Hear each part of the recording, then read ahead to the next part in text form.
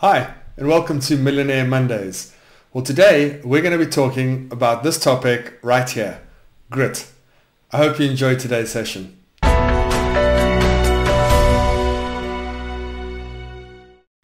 Genius is the gold in the mine. Talent is the miner who works and brings it out. Now, I'm not sure the guys in that mine would have agreed with Countess of Blessington. In fact, it probably took a lot more than just talent to get the gold out of that mine. It probably took a lot of hard work, effort, and sweat. Well, society today places a lot of emphasis on talent. You have shows like this one called America's Got Talent. And yes, a lot of these people come on and are very good at what they do. But I would argue that it takes more than just talent. And possibly there is more than just talent that sits behind that. Possibly there's effort and skill and a whole bunch of other factors that come into play as well. So some time ago I came across this documentary called The Dawn Wall. It's about two climbers that attempt to take on arguably the longest and hardest wall climb in the world, the El Capitan. One of those climbers was Kevin Jorgensen. But Kevin wasn't an experienced climber, certainly not to this sort of level. You know, the previous climbs that Kevin had done would have amounted to nothing more than 30-foot rock boulders. Yet on pitch 15, Kevin found himself there in that tent for 7 days trying to attempt to just make that one pitch to climb one specific part of the wall. 7 days suspended in a tent, trying time after time after time to do it. Now, you tell me, does that take talent to do, or does it take something else? I mean, what would Kevin have needed built internally into him to be able to achieve what he did? You could say determination, and you'd be right. And a different way to word determination would be grit. And there's a book written by Angela Duckworth on exactly that, grit. And what is grit? The sustained application of effort towards a long-term goal. And that is the biggest predictor of lifelong achievement. Many of us have gone through a really tough time through this COVID-19 pandemic. In fact, many of us have gone through tough times in the past as well. And those that seem to come out on the other side have this four-letter word built into them, which makes them built to last. So Angela Duckworth talks about talent versus skill versus achievement and how those come together to form what you know as successful people. Because here's the thing, where talent counts once, effort counts twice. It's worth saying twice. Where talent counts once, effort counts twice. And what was she meaning by that? Well, talent multiplied by your effort is going to give you a skill or set of skills. And the more you do that, the better your skills become. But here's the thing. It's when you take those skills and you multiply them by effort, by the time, the energy, etc. that you put in, that's when you start seeing achievement. That's why you'll see that talent counts once, skill counts once, but effort counts twice. It's not just knowing something or having something. It's about doing something with what you know or with what you have. That's how you achieve. And that's what a millionaire mindset is all about. It's about growth. It's about expanding your mind. It's about knowing more and becoming better at what you do. But then ultimately, it's about taking that and doing it and putting the effort in. So I want you to think of one thing that you were great at one point and that you let fall by the wayside. So something in your past, either when you were a kid or a number of years ago, something that you were really good at, but in hindsight, you let it fall by the wayside. Just give that some thought for a second. Now, how about thinking of one thing that you're not particularly great at, but that you worked at until you were. Do you know what the difference is between those two? Work ethic, effort. The effort you put in to get over the finishing post, to achieve that thing you wanted to, despite the fact that you weren't necessarily great at it. It's the amount of effort that you put in. So here's the thing. The book talks about 4 places to direct your focus to, right? 1, develop a fascination for what you're doing. 2, strive to improve each day. 3, remind yourself of the greater purpose. And 4, adopt a growth mindset. Now I want to unpack these one by one.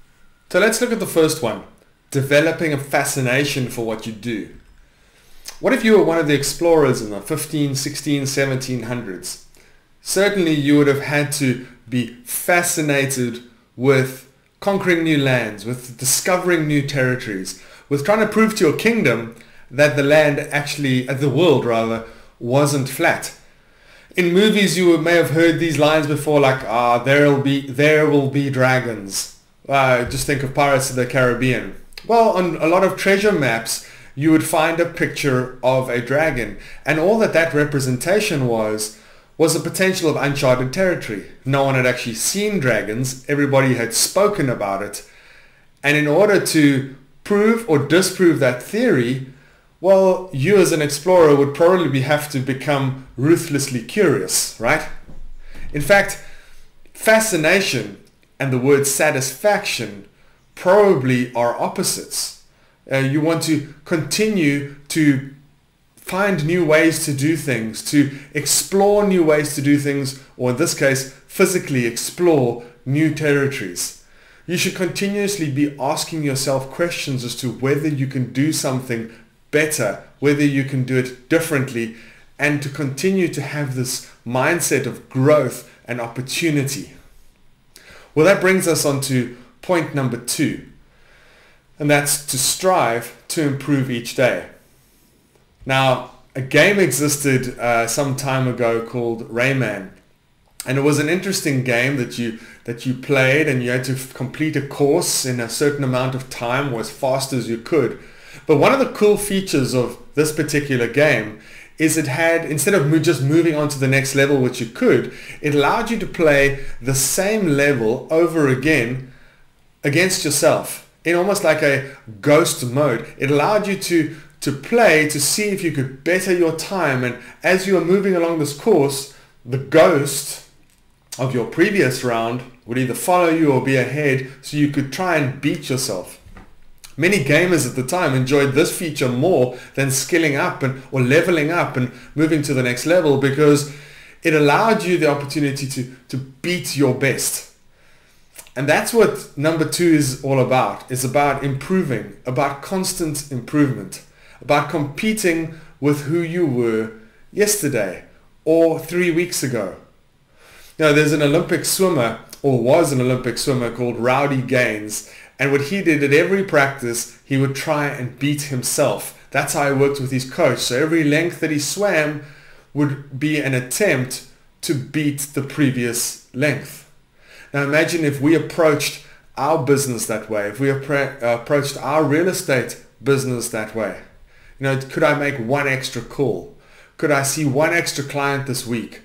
Could I take one extra listing this month? Whatever that may be, is there any extra effort that I can put in order to be just a little bit better than I was yesterday? Well, that's what this second step really is all about. And it's what these sort of individuals are all about as well. You see, the refrain for all paragons of grit is that whatever it takes, I want to improve. Whatever it takes, I want to improve. It doesn't matter how great I am already. And that's the sort of mindset, if you want to have that millionaire mindset, that's what you need to be thinking about. You know, whatever it takes, no matter where I am right now, I know I can be better. It doesn't matter how good I currently am at what I do, how many properties I've sold, how many agents that have joined me, whatever business you find yourself in, I know that I can get better from the point that I'm at. So I guess this is a shout out to Angela Duckworth, and if you don't have the book, you can order it on Kindle and Amazon and all these other online stores. You can probably get it at exclusive books as well, but I really recommend you get it. So that brings us to point 3. Remind yourself of the greater purpose. There was a study done a few years ago of 16,000 adult Americans that were given tasks to do. Those that felt that there was a purpose behind what they were doing were able to push through. They had the grit, they had the determination. It's almost the difference between someone building two bricklayers building a cathedral. One sees themselves building a church, the other sees themselves building the house of God. One is doing a job, the other, in their mind, is fulfilling a purpose. And the outcome of each of those efforts is significantly different. It reminds me of a story about John F. Kennedy that visited NASA in early 1961 and was introducing himself to the staff that were building the spaceship to take the astronauts to the moon and back. He was walking down the corridor and he introduced himself to a man who he knew was a janitor, but he asked the man what he did. To which the man replied, "Sir, I'm helping to put a man on the moon." Now that's a man with purpose. That's a man that knows that no matter what other people think about the task that he does, how menial they think it may be, he understands that his small contribution would get Neil Armstrong and Buzz Aldrin to the moon and back, and which happened just later in that same decade. My question to you is, what is your bigger purpose? What is your higher purpose? If it's the money, you're in the wrong game. There has to be something that helps you to focus on pushing through the tough times. Something bigger than yourself. Because if you have that higher purpose, and Simon Sinek talks about it often, his book Start with Why focuses specifically on that. Why is it you do what you do? Why? Because if you can figure that out, it doesn't matter what life throws at you, you will find a way to push through. And that's what that grit and determination is all about. Now let's have a look at number 4. Adopt a growth mindset.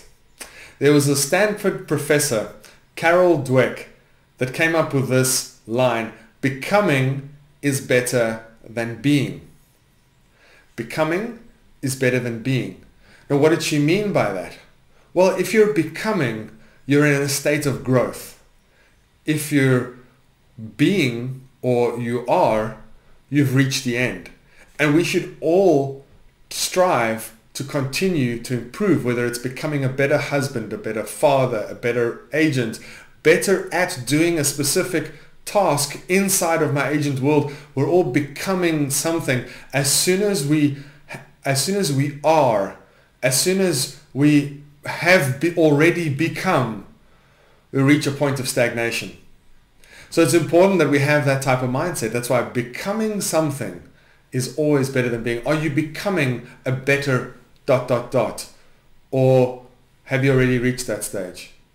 One of our ex-REMAX presidents used to always use the line, if you're green, you're growing, and if you're ripe, you're rot. In other words, if you're continuing to improve on yourself and see yourself as being able to learn new things and then adopt those things, you continue to grow. But if you think that you know everything and you're already ripe, well, that's when the downhill journey starts. Bill McNabb is the ex-CEO of a company called Vanguard, who also did a study of a few thousand executives. And what he came out with was this here, was those who believe they are at their peak are. Those that believe there's room to improve do. It's the same philosophy. If you believe you're already at the top of your game, well, then that's probably where you're going to end. If you believe that you can be better than where you currently are, even if you're near the top of your game, well, you'll continue to improve because you'll find that room for improvement, and you will do. So think of this. When's the last time you learned something new? And what was it? When's the last time you learned something new, and what was it? While you're thinking about it, for me, it was learning how to use this platform, how to use video for messaging, how to do editing. I learned that during lockdown. It was something new that I taught myself. And here's the thing. If you have learned something new, and I hope you did, it means that your brain has the capacity to learn something new about something old. In other words, your brain has that capacity to be able to rewire and re-engineer and relearn some of the things that you've learned in the past. And that's important to, I guess, reinvent yourself, to continue to improve, to continue to change, to continue to do things differently, and to continue to understand that there's always room for improvement, even if you think you're near the top of your game. So what is grit really? This is what it is. It's passion, it's perseverance over very long-term goals. The COVID-19 pandemic hit everybody from left field. Some of us had to pull the handbrake up, reassess what we're doing, and set new goals for ourselves, and I sincerely hope that you all did. But those that have grit, that have determination, that are willing to see it through, also have those qualities of passion and perseverance, and will see through those long-term goals. What is the one tough thing that you want to stick to? What is that one thing? And if need be, get yourself an accountability partner or a coach to help you do that.